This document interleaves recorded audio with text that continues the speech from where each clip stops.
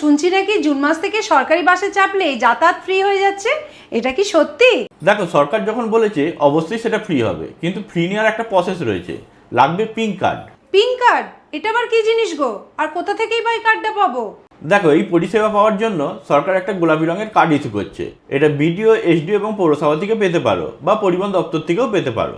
এখন সরকার কোথা থেকে দেবে সেটা এখনো ডিক্লিয়ার করেনি। তবে যতক্ষণ তুমি পিঙ্ক কার্ড পাচ্ছ না, ধরো আর তো 10 দিন রয়েছে, এর মধ্যে হয়তো পিঙ্ক কার্ড তুমি পাবে না, তখন তুমি ভোটার কার্ড বা আধার কার্ড দেখিয়ে এই পরিষেবা ব্যবহার করতে পারবে। বাহ, এই ব্যাপারটা তো বেশ ভালো। তাহলে আমরা অনেক জায়গায় ফ্রিতে যাতায়াত করতে পারবো, বলো? দেখো, পশ্চিমবঙ্গ সরকারের কাছে 1300টা সরকারি বাস রয়েছে, আর এই পরিষেবা ব্যবহার করার জন্য তোমার পিঙ্ক কার্ড অবশ্যই লাগবে। ধরো তুমি বাসে উঠলে, মহিলা বলেই যে ফ্রি তা নয়, কন্ডাক্টর তোমাকে বলবে পিঙ্ক কার্ডটা দেখান, তখন তুমি পিঙ্ক কার্ডটা দেখাবে, গোলাপি রঙের একটা কার্ড। তখন কন্ডাক্টর জিজ্ঞেস করবে তুমি কোথায় যেতে চাইছো। এবার তুমি যেখানে যাবে সেই জায়গা পর্যন্ত কন্ডাক্টর একটা জিরো টিকিট ইস্যু করবে, মানে 0 পয়সার একটা টিকিট। সেটা কন্ডাক্টর নোট ডাউন করে নেবে, তোমাকে ফ্রি করে দেবে। এটা একটা দারুণ উদ্যোগ। তবে পিঙ্ক কার্ড অনলাইনে হবে কিনা এখনো সরকারের তরফ থেকে কিছু জানানো হয়নি।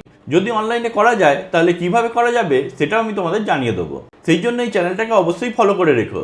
এখানে আমরা নিত্য নতুন খুব প্রয়োজনীয় ভিডিও নিয়ে আসি, যা সাধারণ মানুষের জন্য খুবই জরুরি। আর ভিডিওটাকে অবশ্যই শেয়ার করে দাও, যাতে যারা জানে না তারা জেনে যাক।